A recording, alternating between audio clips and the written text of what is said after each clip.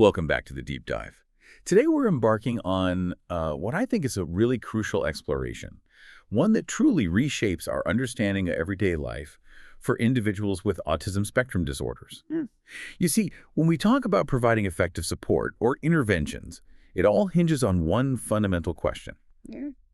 Do we genuinely understand what their day-to-day looks and, well, feels like? Precisely. We have an array of, fantastic interventions designed to enhance social skills, but a persistent challenge has been that many of them struggle to capture the real, in-the-moment contextual experiences. Mm, They often miss those nuanced details that profoundly shape daily challenges, so traditional research methods often fall short. They don't quite get there. No, they don't quite get to the heart of what's happening on the ground as it happens. That's a powerful point.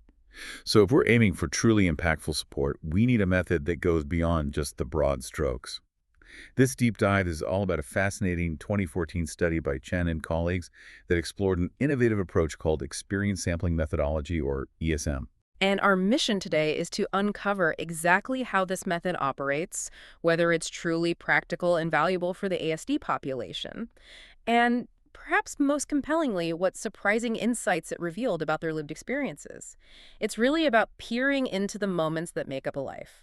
Okay, let's dig into the core problem here, because it's maybe more intricate than it first appears.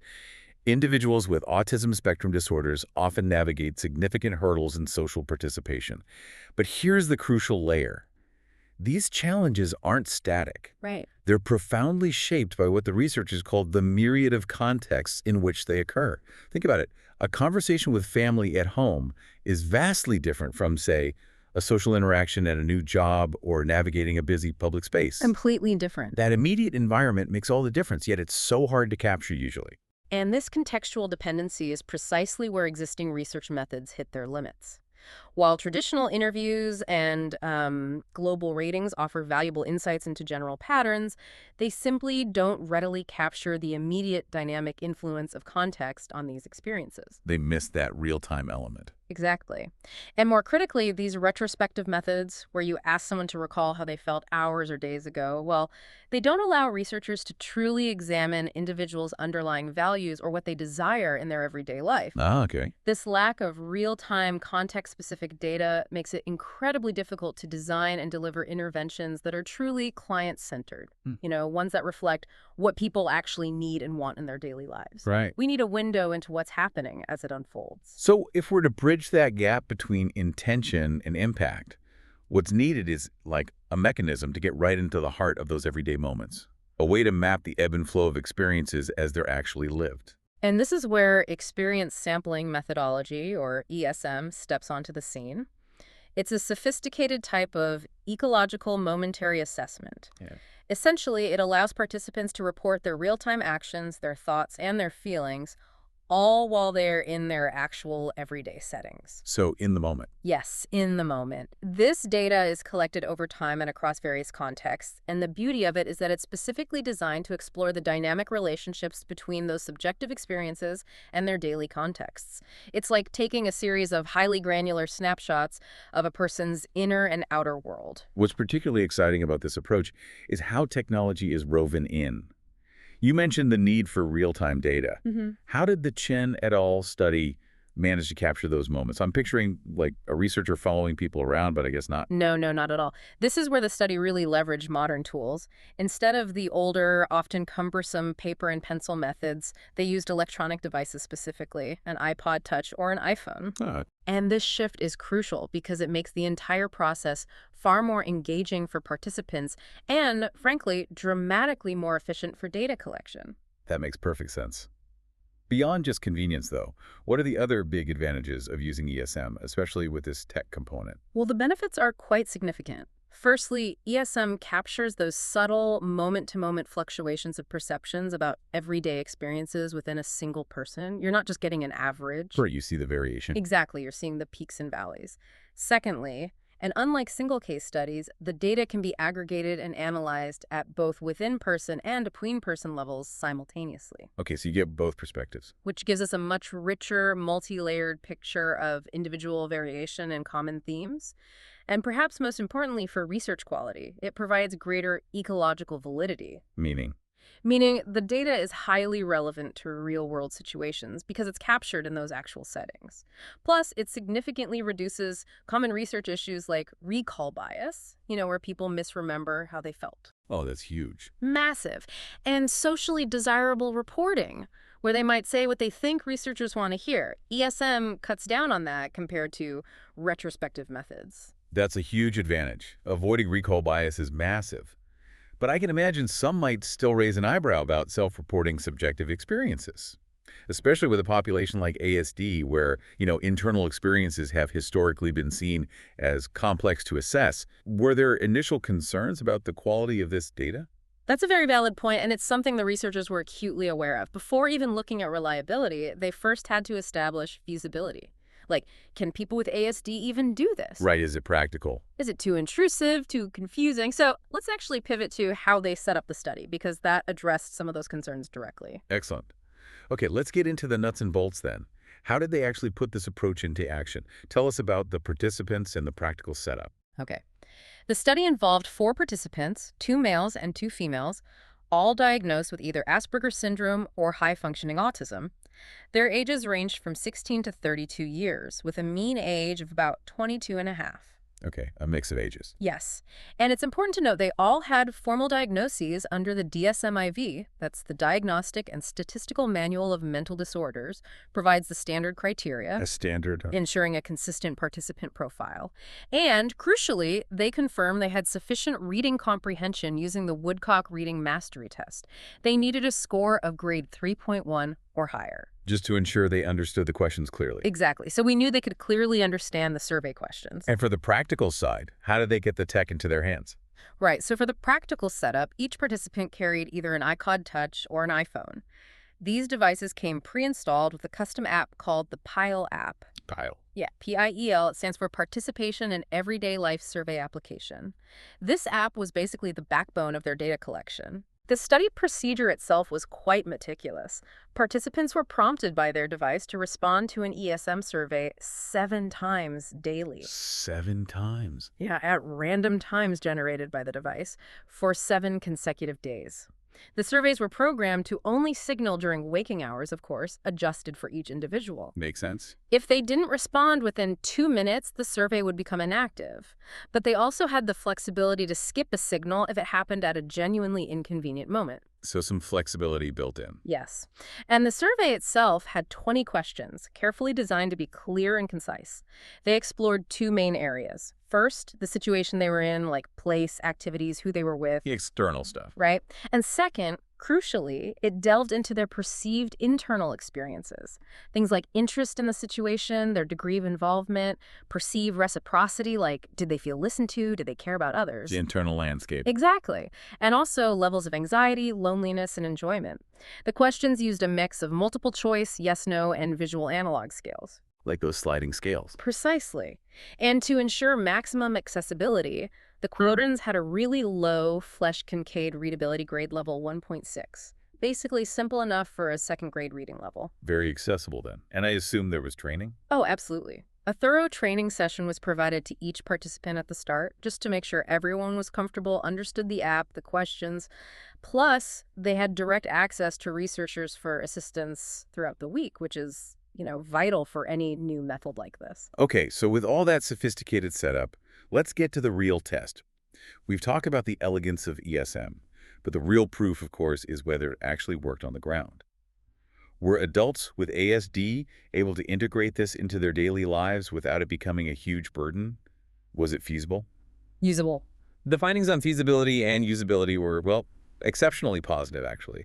They observed a high signal response rate with a mean of 71%. 71%, that's pretty good.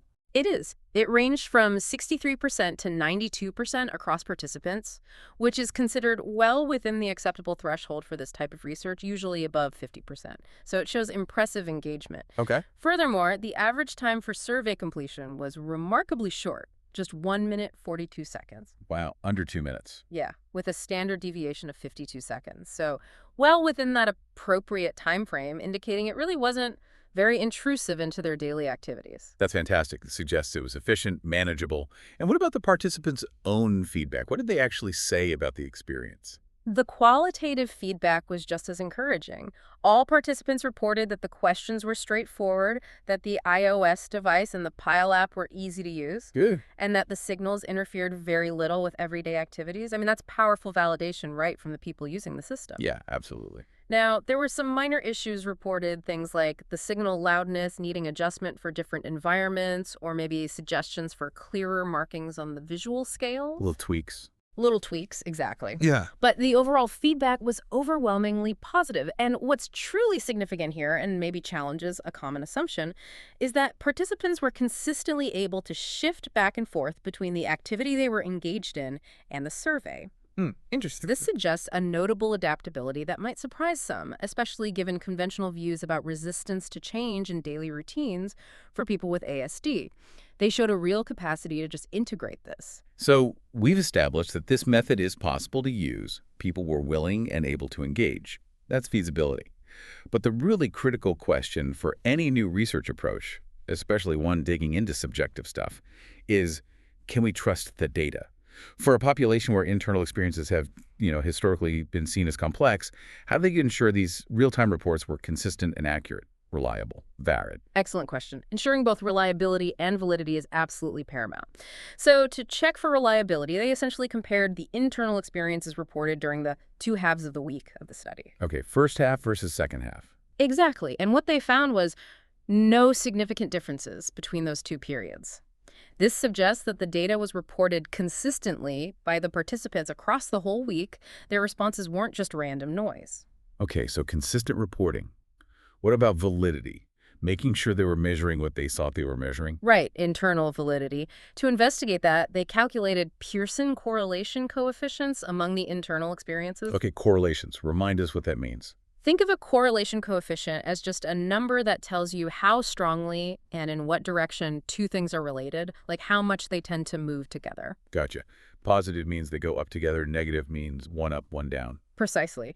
So, for instance, they found that enjoyment showed a moderate positive connection with interest in the situation. The coefficient was 0.53. Makes sense. If you're interested, you probably enjoy it more. Right. And maybe not surprisingly, enjoyment had a negative correlation with anxiety at minus 0.39. So when enjoyment was high, anxiety tended to be lower. Also logical. Similarly, degree of involvement correlated positively with interest in the situation at 0.55. And feelings of loneliness correlated negatively with being listened to at minus 0.34 and with caring about others at minus 0.33.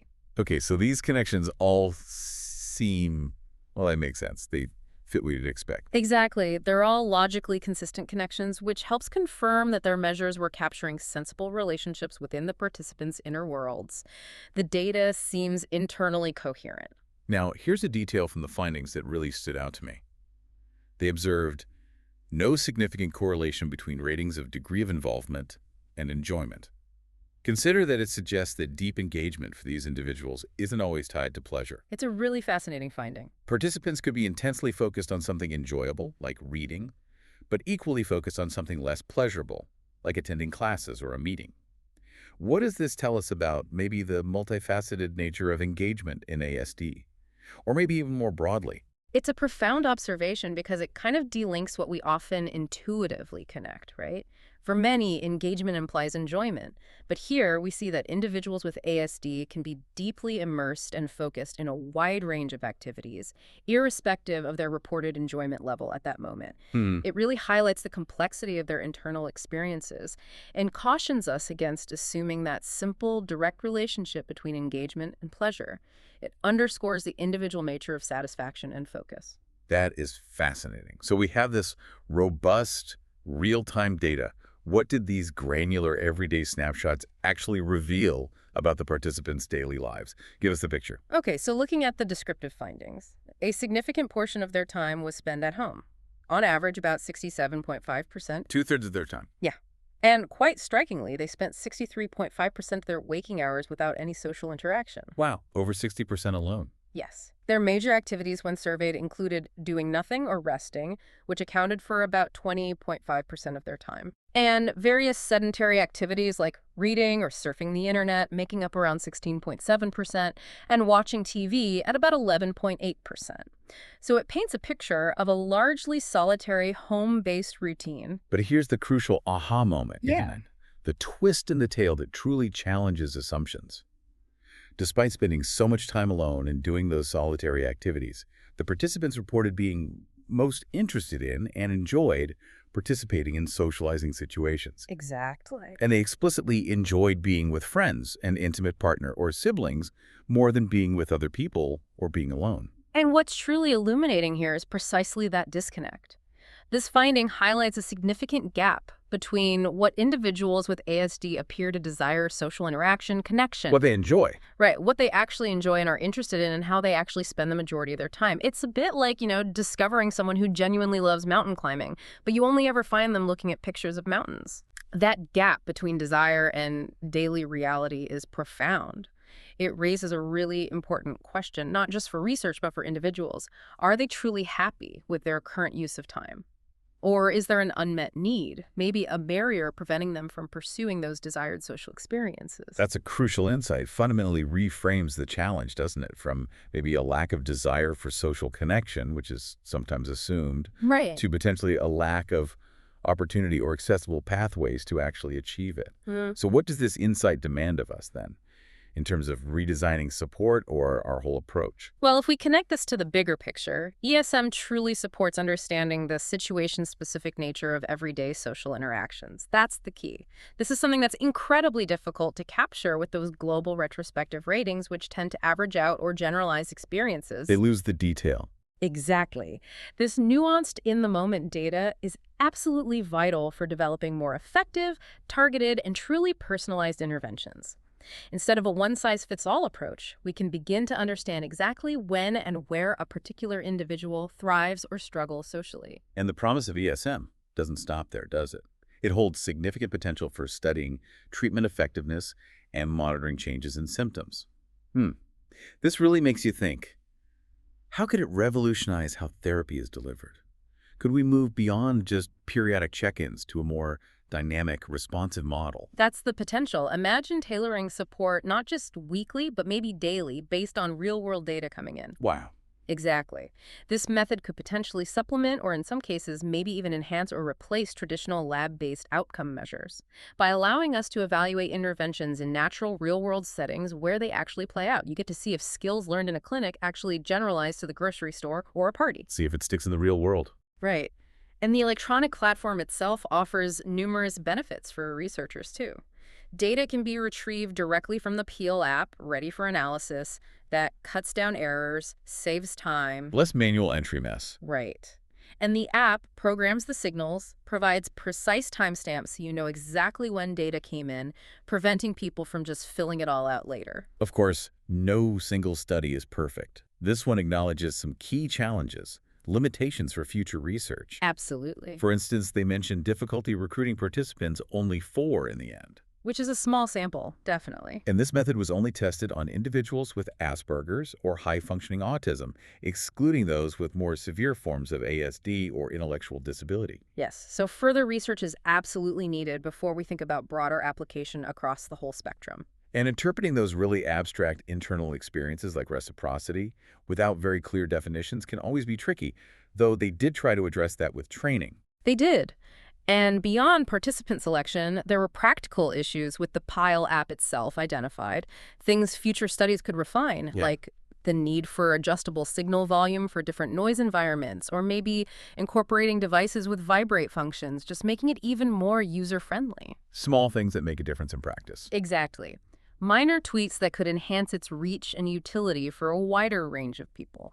Well, this deep dive has genuinely illuminated a powerful new way of understanding lived experience.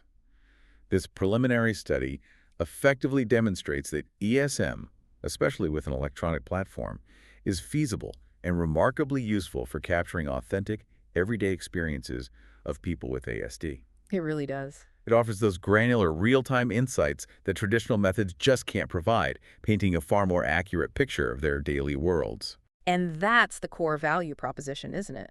Understanding these real-time experiences is absolutely essential for moving towards truly client-centered practice. It's about closing that gap between what interventions aim to achieve in a controlled setting and the actual daily needs and desires of individuals with ASD in their own unique lives. It's about meeting them where they are truly in the moment. This study really makes you pause and reflect, doesn't it? The finding that people's deepest desires, like social connection, can sometimes diverge so starkly from how they spend the majority of their time. Hmm. That's profound. It really is. It makes you wonder what stands out to you about your own daily activities versus your aspirations. Or maybe how much do we truly understand the lived experiences of others when we only ask them to remember things after the fact, instead of seeing them as they unfold? We've just scratched the surface on how we can better understand the world around us. Until next time, keep exploring, keep questioning, and keep diving deep.